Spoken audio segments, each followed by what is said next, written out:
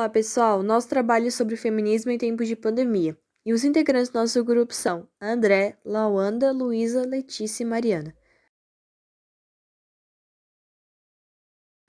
Tópico 1. Mulheres em meio ao vírus. Quando o vírus se alastra entre países, o caos e o medo gerado por isso acabam revelando muito sobre como a nossa sociedade se organiza e quais são seus principais problemas. No caso do coronavírus, estamos vendo como se acirram as desigualdades de gênero, raça e classe, até o ponto de inviabilizar medidas como isolamento social para uma boa parte da população. Nas nossas vidas e ao nosso redor, as mulheres são fundamentais nas tarefas de cuidado, por seu trabalho no serviço de saúde e assistência, nas comunidades onde vivem, nas casas em que trabalham ou nas suas próprias famílias atendendo as crianças e idosos. Cuidar é um trabalho duro, árduo, emocionalmente existente, tenso, que sobrecarrega muito mais mulheres do que os homens nessa sociedade patriarcal em que vivemos. Por isso, uma pandemia como a do coronavírus também nos coloca diante da necessidade da coletividade e de necessidade de repensar a vida em sociedade. O cuidado é uma questão central da nossa sociedade. Ou deveria ser, pois define como nossas relações familiares se organizam e como a solidariedade é possível de acontecer. Em sociedades patriarcais e racistas, ele é sistematicamente desvalorizado e sua contribuição para a manutenção do sistema capitalista é inviabilizada, ainda mais com o neoliberalismo extremado, levado a cabo por governantes autoritários, e em que assistimos ao desmonte sistemático das políticas de trabalho, saúde e assistência social. A resposta imediata para conter a propagação do vírus é o isolamento das pessoas, uma tentativa de proteger principalmente quem tem saúde vulnerável ou precária, casos em que ele é mais agressivo. Em nossa sociedade, esse é um trabalho das mulheres, e ele já é extenuante por causa da divisão sexual do trabalho injusto da nossa sociedade. Além disso, quando assumido por profissionais, são trabalhos desvalorizados e mal pagos, a exemplo da enfermagem ou da educação infantil, e majoritariamente exercido por mulheres negras. Na prática, se elas não são liberadas ou ficam sem remuneração, o que ocorre é a negação do direito à autoproteção e ao autocuidado. Assim, as jornadas de trabalho das mulheres estão aumentando muito mais do que a dos homens. Com a suspensão das aulas, as crianças e adolescentes precisam ficar em casa. Idosos precisam de atenção redobrada pela vulnerabilidade da sua saúde.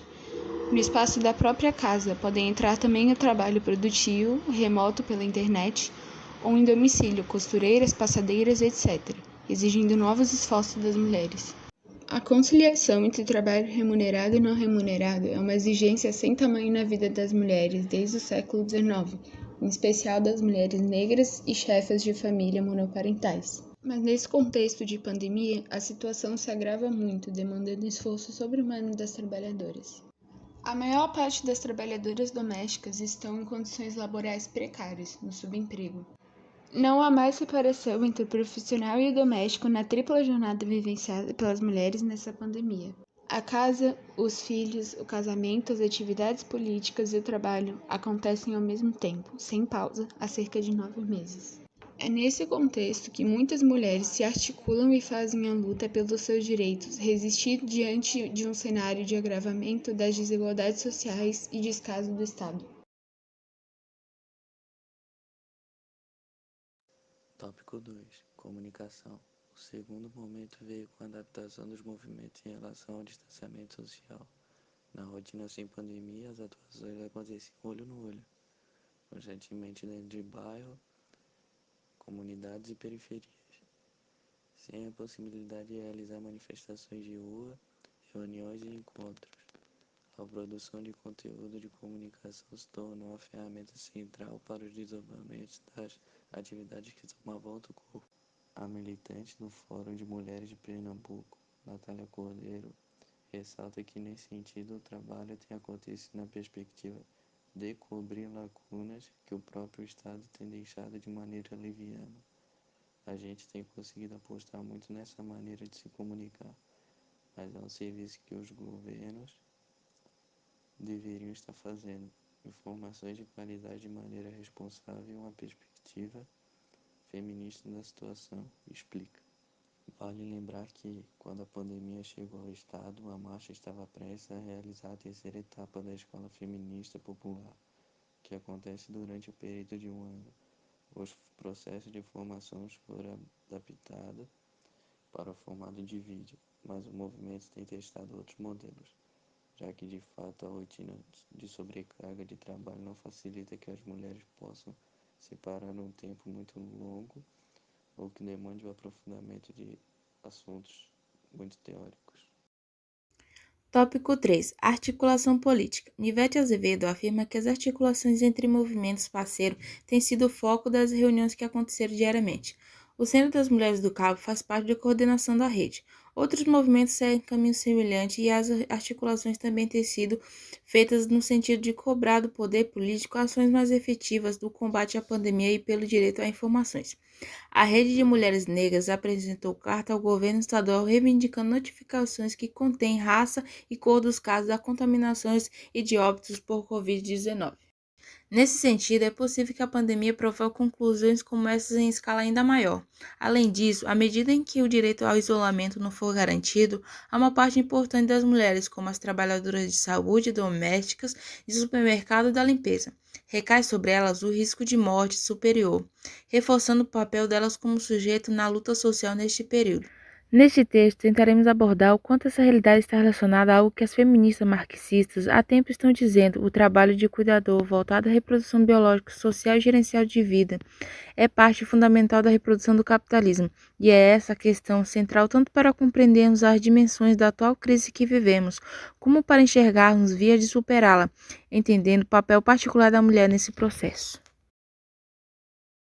Tópico 4. Por uma agenda feminista, hoje, amanhã e depois da pandemia. O mundo pós-pandemia vai ser o mundo em que os valores feministas vão fazer parte do nosso vocabulário comum, porque a melancolia que estamos vivendo da casa, da espera, do medo, da perda e da morte colocou o desamparo no centro dos debates sobre a política e economia.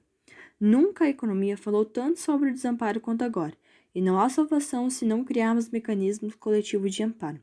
Deve ser um mundo no qual vamos ter de falar da nossa sobrevivência e da nossa interdependência. Teremos de falar de cuidados, proteção social, saúde. Nós acreditamos da uberização do mundo, que poderíamos ser autossuficientes, mas as mulheres sempre souberam que não podemos ser autossuficientes, porque todos são filhos de uma mãe, todos precisamos ser cuidados para existir e persistir. Essa pandemia mostrou isso com toda a crueldade. Nesse sentido, é de suma importância reconhecermos o feminismo como um lugar a partir do qual tem sido germeneado de maneira intensa e frutífera bases importantes para um projeto anticapitalista. A pandemia escancarou o papel das mulheres e elas continuam lutando, formando a primeira linha de resistência, dando sequência a toda a energia e politização prévia que foi acumulada desde o ciclo de lutas sociais abertas pela crise de 2018 e pela primavera feminista. Mas precisamos dar um passo além, canalizando toda a nossa insatisfação em luta por um tipo de sociedade que nos dê a vida e futuro, não morte e colapso social e ambiental. Por isso, as mudanças que estão em aberto e em andamento na atual fase do neoliberalismo devem ser acompanhadas de uma atualização do machismo e da política anticapitalista, atenta às questões postas em nossa época. Para tanto, a luta das mulheres, dentre elas as trabalhadoras e negras, é um ponto de partida fundamental, e a esquerda radical, mais do que nunca, precisa estar à altura dessa tarefa.